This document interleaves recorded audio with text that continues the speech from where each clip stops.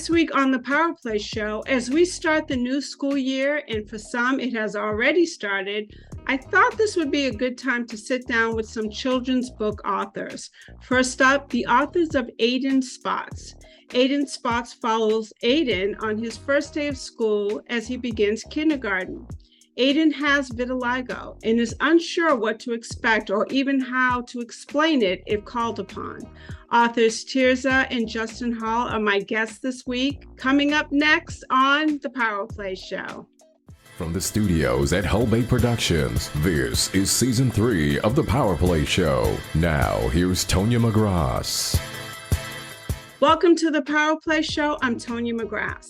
It's back to school time, and if you have a little one entering preschool, kindergarten, or even higher grades, I want to introduce you to a powerful story of a young boy on his first day of school. We know the beginning of the year can be stressful no matter what the age. My husband was up late in Walmart getting my son, a high school sophomore, all his supplies for his first day this week. But for Aiden, his journey is a little different. In a new book, Aiden Spots, the story follows Aiden on his first day of school as he begins kindergarten.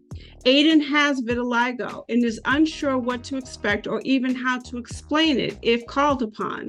Luckily, his teacher, Mrs. Dean, is well-versed in vitiligo and can educate his class on the 1% of the world with vitiligo.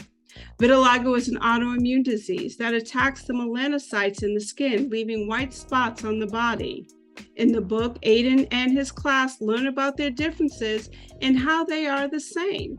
Aiden Spots is wonderful for teaching children with and without vitiligo all about this ever-prevalent autoimmune disorder.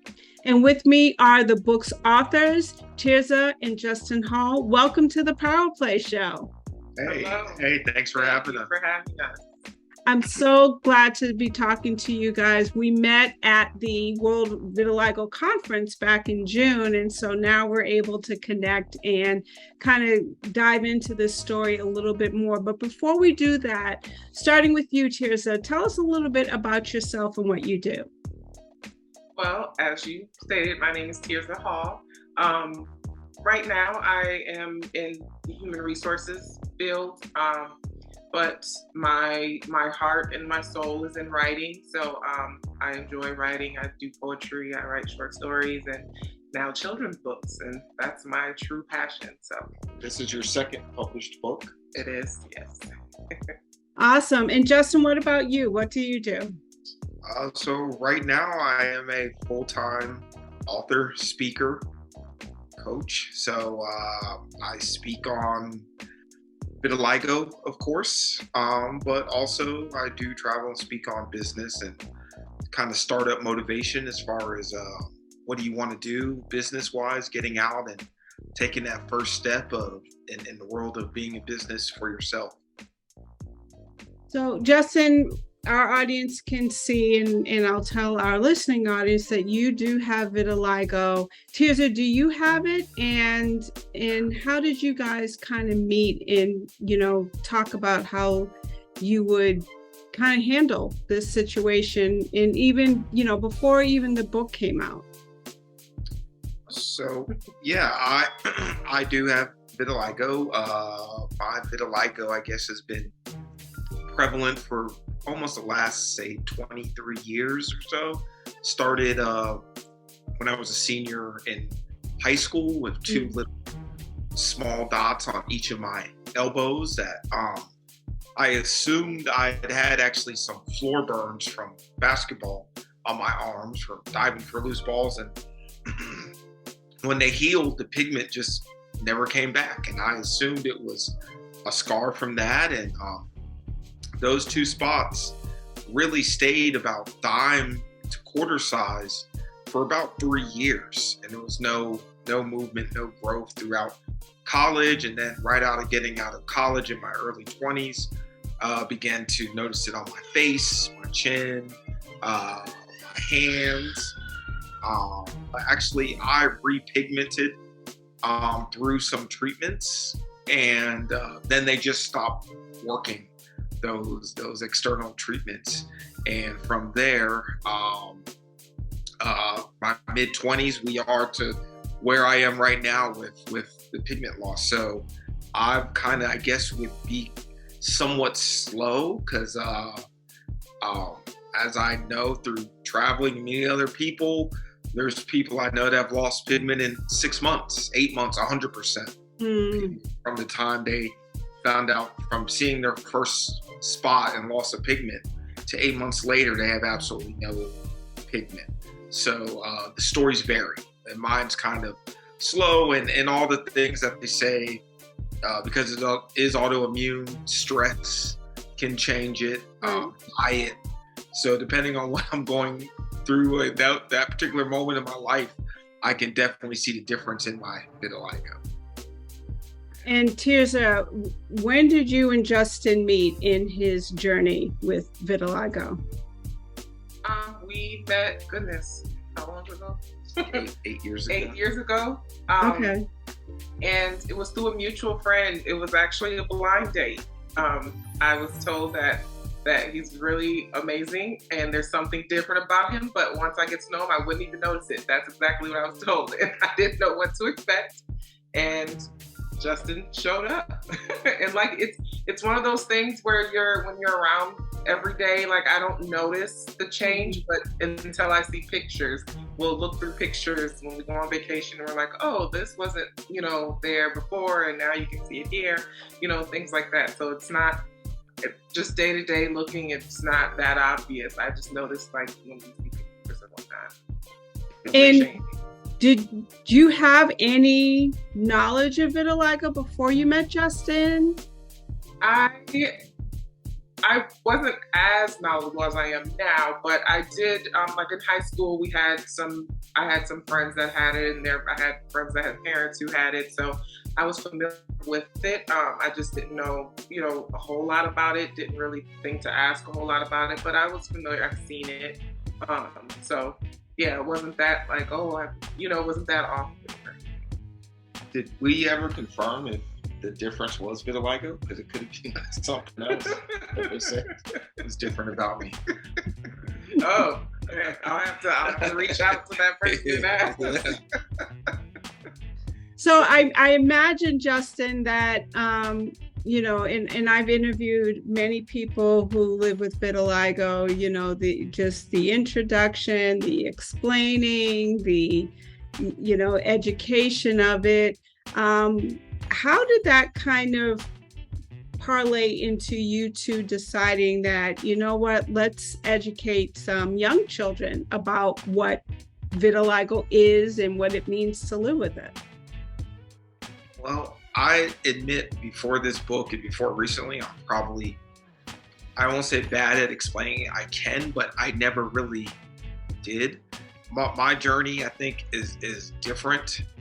And interviewing people for the book and speaking and working on it, especially a lot more in the last 4 years, I hear about all different stories. My story was different. It wasn't the forefront of my life or thinking. It was other people probably noticed it a lot more or thought about it a lot more than I did. It never came up, and occasionally I would have a question or stop in the grocery store, what is that, or little kids. And I realized too that I'm probably very unaware of that. My wife probably notices people looking or stares more than I do. I just never was keen on that to begin with. But before the pandemic, I was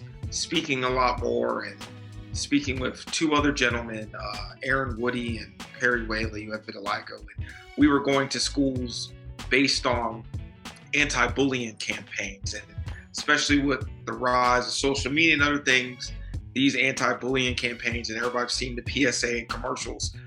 End of 2017-18, those were really getting large. So many children would come up and ask me that, and there rarely did I meet children with vitiligo. It was mostly other things. I'm being made fun of because of my clothing. I think I'm gay, or I think in world of, or I'm disabled.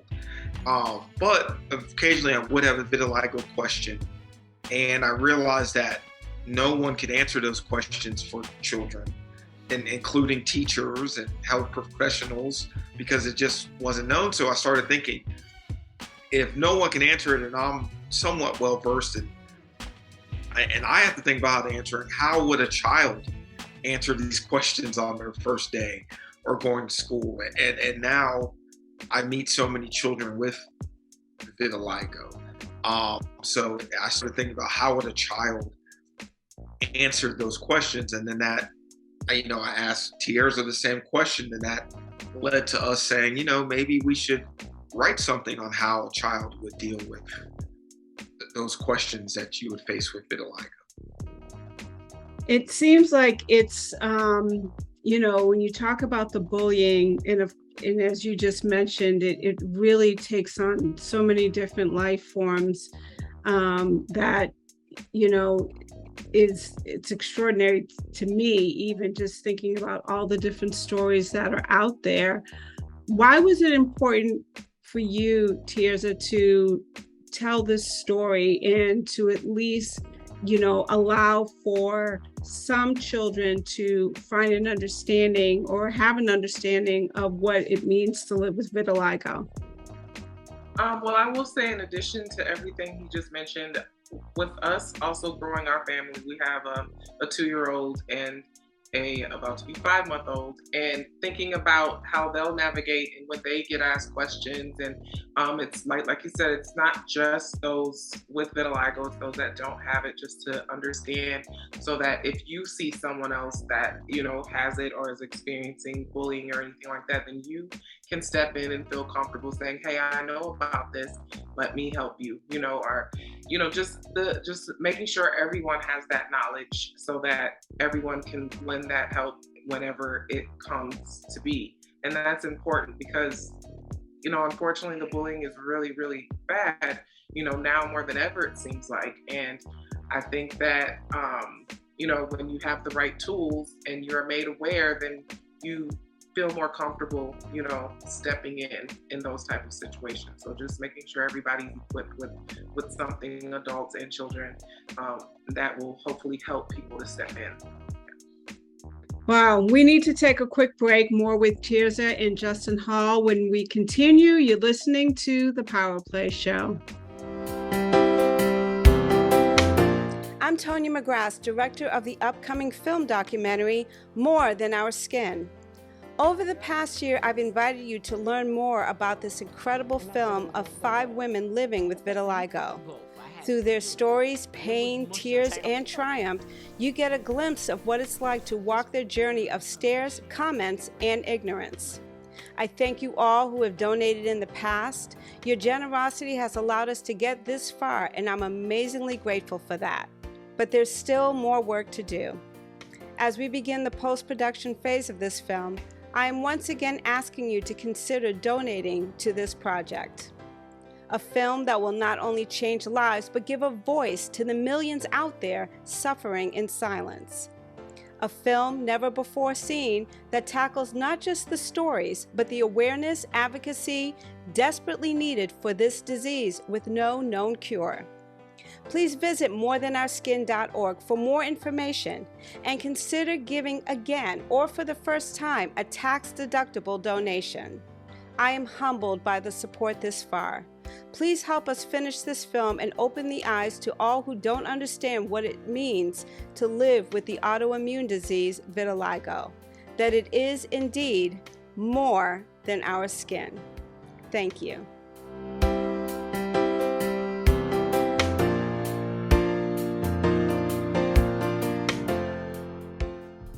We're back with my guests, Tierza and Justin Hall. I'll throw this out to both of you. Where did the idea of Aiden spots come from? Either one of you can answer. It just stemmed from, how would a child answer those questions? And so then we said, well, let's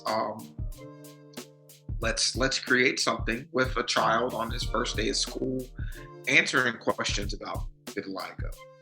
And then the brainstorming just began from there. And we said, look, if when we tell the story, we want it to be not just a story, we want it to be educational. We don't want to be too over a child's head, too complex, but we want to arm a child with the appropriate terms and terminology, and to give, some, base level understanding of what it actually is, to empower a child that has vitiligo.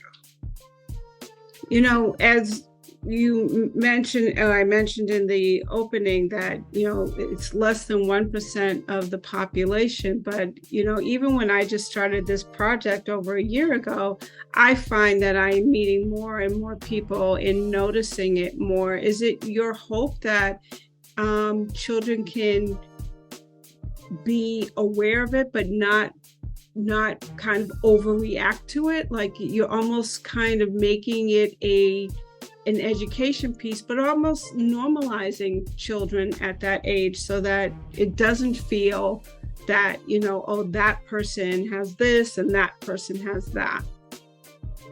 Absolutely. I think we cover a lot of that in the book. Like you said, just making it a normal thing that, we all have differences. And that's mentioned in the book. Yes, you can see his difference, very clearly, but all of us have something unique that sets us apart from the next person. And that's okay. Everyone is unique and different in their own way. And let's just talk about a couple of these things. So that's definitely what we were going for with certain areas of the book that point out differences. I want all kids to understand, even if it's something you can't see, you have a difference. You're different than the person standing right next to you, and there's absolutely nothing wrong with that. I know you have probably been asked this, Justin, a million times, and you as well, Tierza. The whole conversation or the questions about, well, can I catch it? Is it contagious? How do you handle that? Or do you handle that as part of the story? We do. That is one of the questions that he is asked by his classmates, and explains, no, it's not contagious. I think some of those questions are asked more by children. We also try to have questions that children would ask, that I've been asked by children. It's not so much now. Adults don't know. There's definitely lots of this past weekend, I was in an event in Detroit, and I had gone across the border to Canada and was coming back to U.S. Customs, and I was asked, they ask you, what's your business, what you there? And I said, I'm here for an event. And they're like, what kind of an event? I said, vitiligo. And the customs agent said, what's that? And I said, well, it's a skin, gave him the real briefs, 1% of the population, skin disorder, autoimmune. He's like, oh, I've never heard of that. Are you sure that's something real? And I said, yes, it's very real. It's vitiligo. So I say that to say I still get asked I still meet adults that have never heard of vitiligo, or don't know what it is.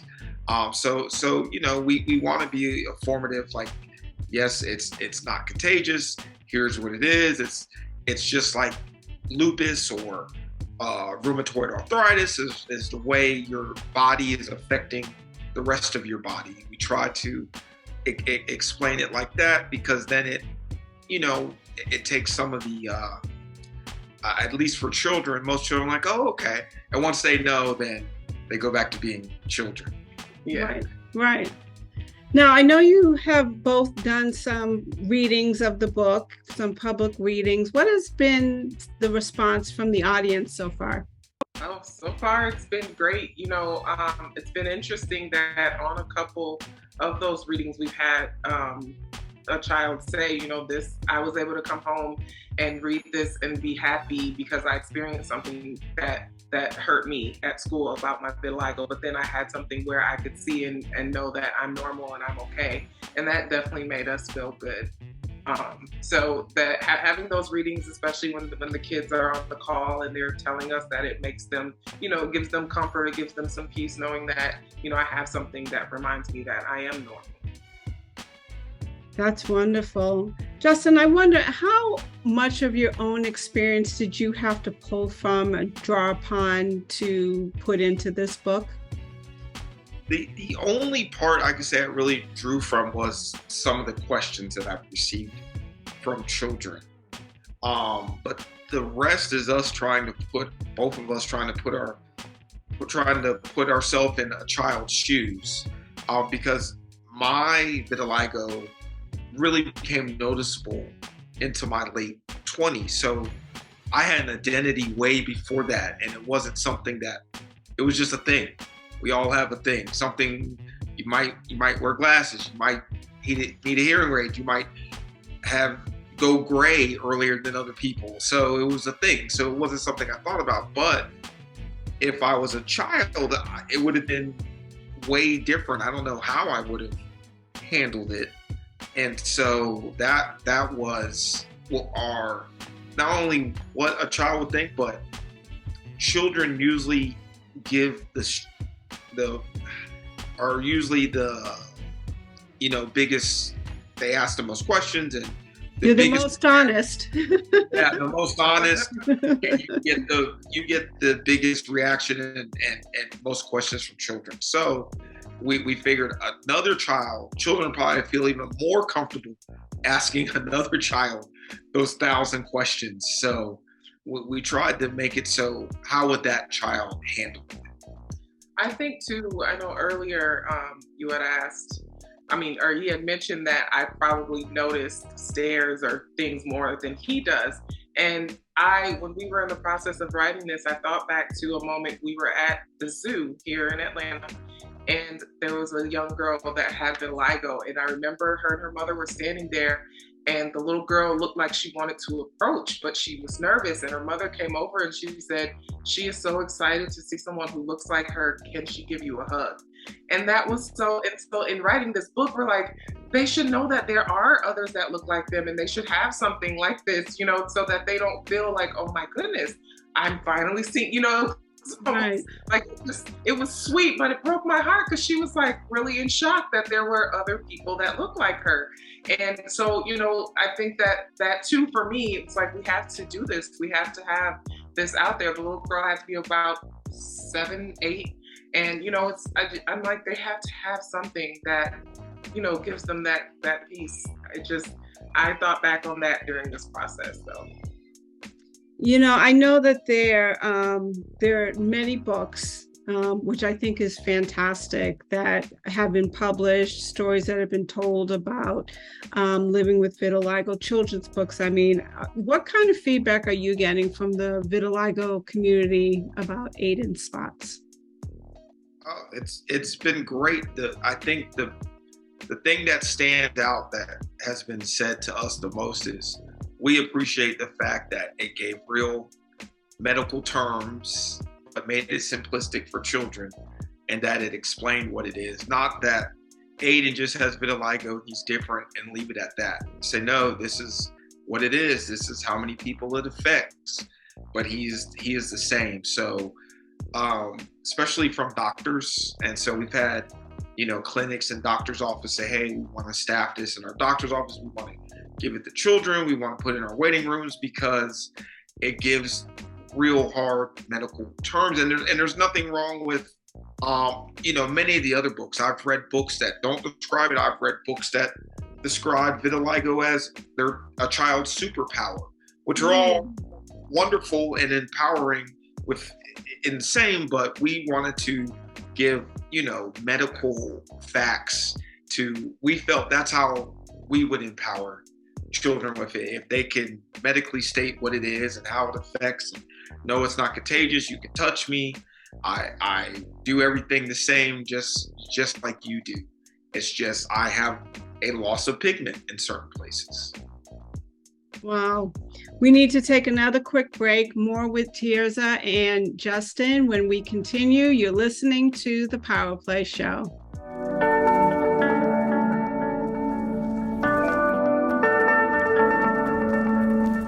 Hi, I'm Tonya McGrath, producer and director of the upcoming film documentary, More Than Our Skin. Right, then there's no problem. When I started developing this film, it was about the lives of 5 women living with the autoimmune disease vitiligo. The disease was a construct in which I would come to understand what living with their condition was like for each of them. But after I met these extraordinary women, something happened. Valerie, Millicent, Alicia, Patricia, and Katrina made me realize that each of us is simply looking to be loved for who we truly are. They invited me into their homes and their worlds, shared their peaks and valleys, then revealed to me how they found their true purpose. Getting to know these women, it soon became apparent, was more than their personal stories and hardships. It was discovering their journeys of what truly matters most. Their beauty isn't defined by skin creams or makeup or how the world defines them. They have been given an opportunity to realize themselves on their own terms, and in so doing, found a deeper aspect of themselves and what real beauty is.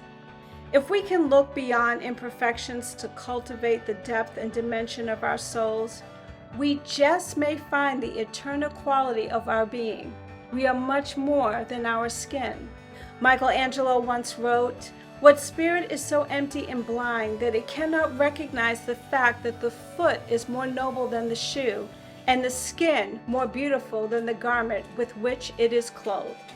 I invite you to visit More Than Our Skin and learn about the stories of these 5 amazing women, the production crew behind the making of this film, and to consider making a donation to help this film to its completion.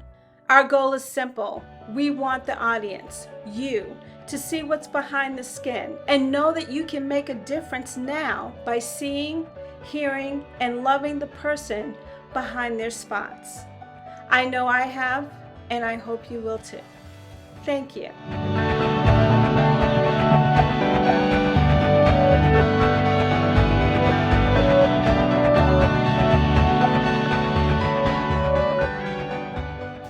We're back with my guests, Tierza and Justin Hall.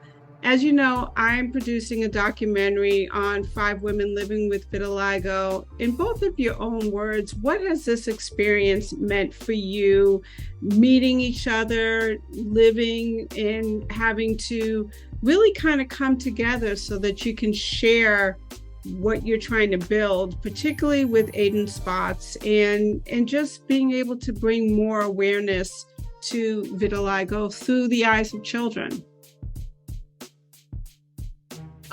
I will say I think being able to do it together and alongside someone that has vitiligo and has experience and, with the questions and everything, obviously that is extremely helpful in the process. But I think that it's great because I know I've heard stories along the way of doing this and attending other events that are that have a topic with vitiligo, of how people struggle with just relationships or, of all kind. And, seeing that, you can have a normal life and you can have a partner and you can do things and step outside of this box that you feel you were put in because of this small part of you. So that's been really, really amazing to me, and hearing people say, you guys are inspiring, because I don't think that I could have that, or didn't think that that was possible, or, things like that.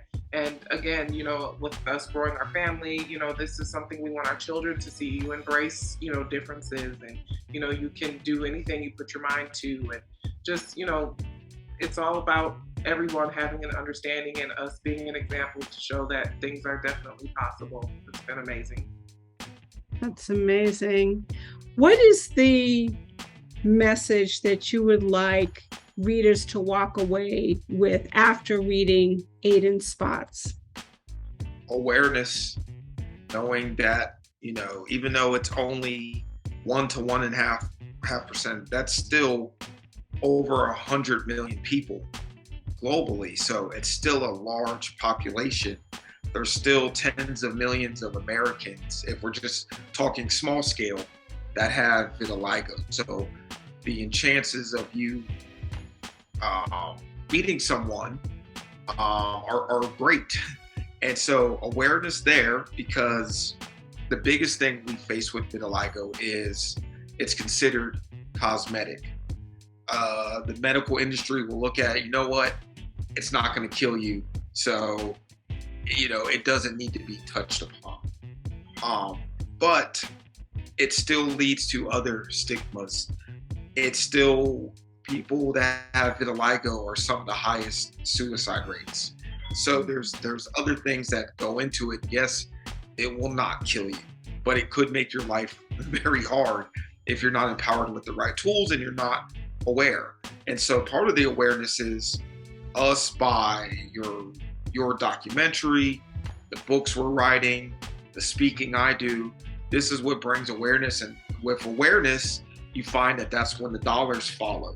So maybe we can get the research that it deserves, that other autoimmune disorders get the billions of dollars funded towards ending them, but vitiligo is so low on the scale because it's considered no physical pain or ailments attached, but the mental stigmas and the things that come along with it. So it's about awareness, and that's the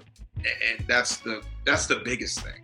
The more we wear, the more that people with faces like mine are on television, the more you hear us speak, the more documentaries you see, the more books that are there. And we don't want this just to be a vitiligo book. We want this to be just considered a children's book.